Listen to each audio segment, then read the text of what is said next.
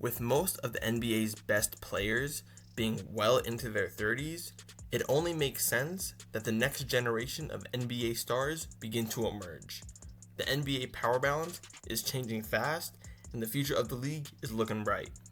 So today, I'm going to be sharing my top 10 players under 25 years old heading into the 2025-26 NBA season, based off of the skill level we've already seen from them and where these players can realistically take their game. Now, before we get into the actual top 10, I did want to list some honorable mentions. These guys are players that I did consider, but ultimately they just didn't end up making the cut. The first honorable mention I have is Amen Thompson of the Houston Rockets.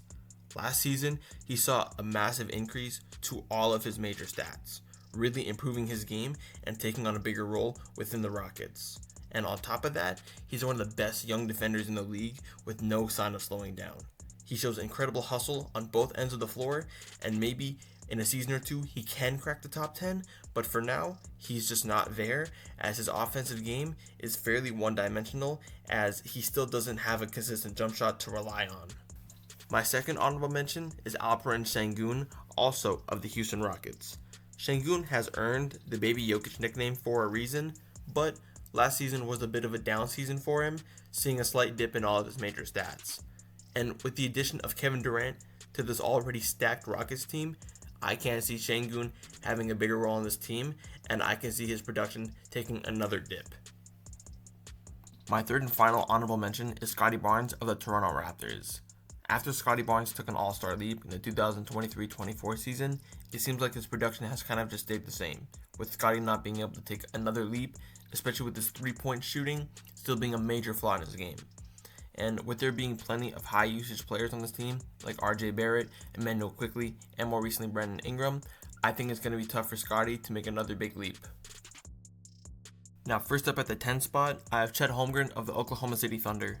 Chet is coming off of an NBA championship in just his third season in the league, with still plenty of room to develop and refine his offensive game, which will be a little bit difficult for him, especially on this team that's expected to contend again and go back-to-back. Really, the only reason he's beat out any of the honorable mentions is because he's proven to be a great asset and third option to a 68-win OKC team that ended up to win the title. And this early into his career, that means a lot for a player like Chet. I do believe, though, the biggest flaw in his game is probably his shot IQ, as sometimes he takes dumb shots and tries to kind of just call his own number and just ISO on some possessions. And Chet also really needs to pack on some muscle as he's a literal twig on the court. And I believe him getting stronger will help him both avoid potential injuries, especially in his lower body, and it would make him way more difficult to deal with on both ends of the floor. At the 9th spot, I have Brandon Miller of the Charlotte Hornets. There is a legit chance that Brandon Miller can become the best player on this Hornets team ahead of LaMelo Ball, but right now, I think he's just a little bit behind him. Last season, he had a big bump in production and definitely had a very good case to become an all-star, but he did battle several injuries last season and only ended up playing 27 games. If he stays healthy, I expect him to take another leap in production, and maybe he plays good enough, the Hornets would try to build around him instead of LaMelo Ball. Speaking of LaMelo Ball, I have him at the 8th spot. And just like Brandon Miller, right now the biggest flaw in LaMelo's game is the fact that he's always injured. When he's healthy, he can sometimes look like a top 15 player at times, but he's only played in 105 of the team's 246 total games since 2023, which makes it really difficult for a team like Charlotte to try and make the playoffs. Looking to LaMelo's upsides though, he's an incredible passer, averaging about 7.5 assists a game since being drafted, being able to find teammates with flashy, needle-threading passes, and LaMelo is also a very good scorer, averaging about 22.5 points per game since his rookie season, being able to score at all three levels, although he does tend to take too many shots, especially ones that he probably shouldn't be taking. Last season, LaMelo Ball averaged just 33.9% from three-point range on an absurd 11.2 attempts a game, with just 3.8 makes per game. Very flashy and high production style of play. It's great for one-on-one, ISO play, and highlights, but it's not so good if your team wants to win games and contend. Next up at number 7, I have Tyrese Maxey, aka Kai Cenat. Every year he's been in the league, Tyrese Maxey has been getting better and better. Last season, with all the injuries to the Sixers, he was really able to show what he can do as a number 1 option, as from the beginning of December 2024 to the end of February 2025, he averaged 27.4 points per game on 45% shooting from the field and 34% from 3, showing how good he can be when given the keys to a franchise. He's still a bit of a shaky defender, but at this point we know that if you can prove to be an offensive weapon, teams don't really care if you're that bad of a defender, so long as you can score at a high level, which Tyrese Maxey has proven he's more than capable of doing. At the 6th spot, I have Jalen Williams from the Oklahoma City Thunder. Jalen Williams is a player that you could genuinely make a case for being a top 3 second option in the entire league. In just his 3rd season, he's already made All-NBA 3rd team, All-Defensive 2nd team, and has a ring to go along with it as well.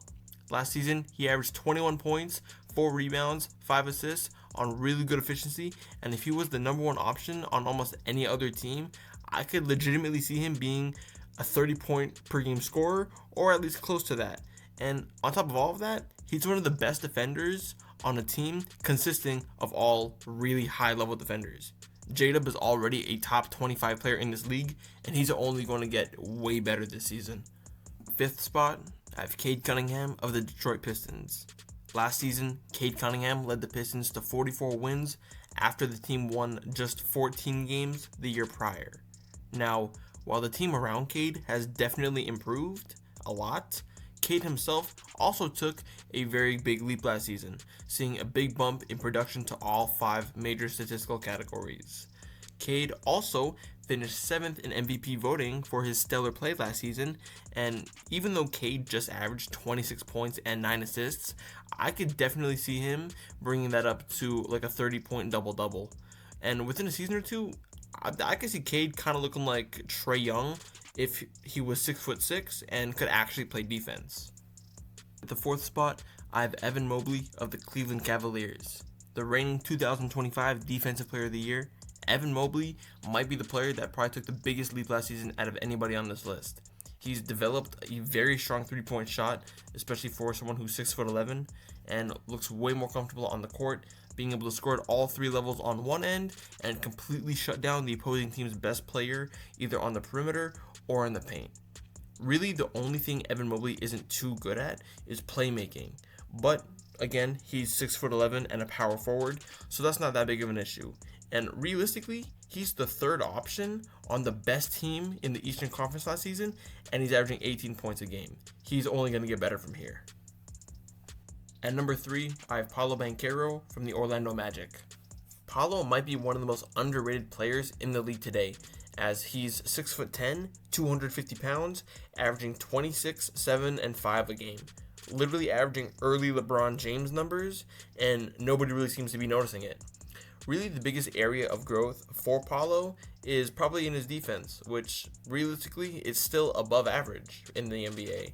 Paolo's only 22 though, and I believe he will be improving a ton in the seasons to come. He will be an issue this season for sure. At number 2, I have Anthony Edwards of the Minnesota Timberwolves. Ant may be one of the most exciting players to watch, but he's also one of the most versatile offensive players in the league. Last season, he led the NBA in 3-point field goals made with 320 on a crazy efficient 39.5%. By far his best season from 3, and he's broken out as one of the league's best 3-point shooters. Pair that with his crazy athleticism and an insanely efficient mid-range jumper, Anthony Edwards within a few years will be a sure doubt top 5 player in the NBA. And at the number 1 spot, should be no surprise to anybody, I have Victor Wembanyama of the San Antonio Spurs. There really isn't much to say about Wemby, except for the fact that as of right now, he is a little bit injury prone, but we all know that if he can hit the 65 game mark each season, he's basically guaranteed to win the Defensive Player of the Year award.